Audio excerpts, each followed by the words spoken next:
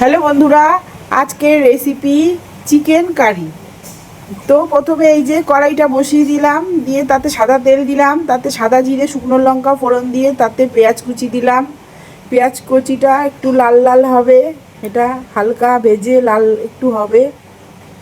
তার মধ্যে পেঁয়াজ কুচিটা লাল লাল করে ভেজে তার মধ্যে রসুন বাটাটা দিয়ে দেব।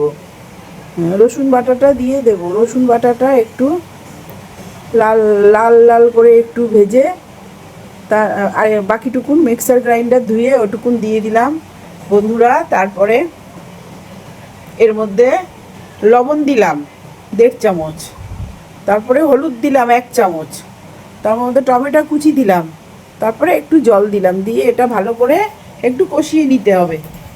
কষিয়ে নিয়ে তারপরে এর মধ্যে জিরে বাটা দিলাম 3 চামচ, আদা বাটা দেব 3 চামচ, আর লঙ্কা বাটা দেব 2 চামচ।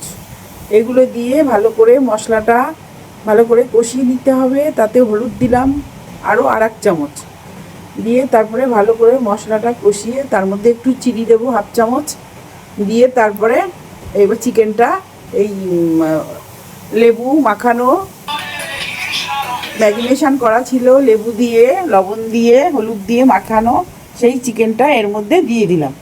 দিয়ে এবারে চিকেনটা ভালো করে কষিয়ে নিতে হবে। তার মধ্যে দেব মিট মশলা, চিকেন কারি মশলা দিয়ে ভালো করে কষিয়ে নেবো। এর মধ্যে বয়েল করা আলুটাও দিয়ে দেব, দিয়ে এইভাবে ভালো করে একটু কষিয়ে নিতে হবে। তাতে চিলি সস, খোয়া সস দিয়ে দিলাম 1 চামচ করে, দিয়ে তারপরে এটা ভালো করে একটু ঢেকে ঢেকে কষিয়ে নিয়ে এইবারে অল্প করে একটু জল দিয়ে দিলাম। এইবারে জলটা ফুটে উঠলেই, এই যে ঝোলটা ফুটে উঠলেই হয়ে গেল চিকেন কারি আমাদের রান্না বন্ধুরা। এই যে এইভাবে চিকেন কারি আপনারা বাড়িতে বানিয়ে অবশ্যই করে খেয়ে দেখবেন। আর আমাদের রান্নাটি যদি আপনাদের ভালো লাগে তো লাইক, কমেন্ট, শেয়ার, সাবস্ক্রাইব অবশ্যই করবেন। রাধে রাধে, ধন্যবাদ।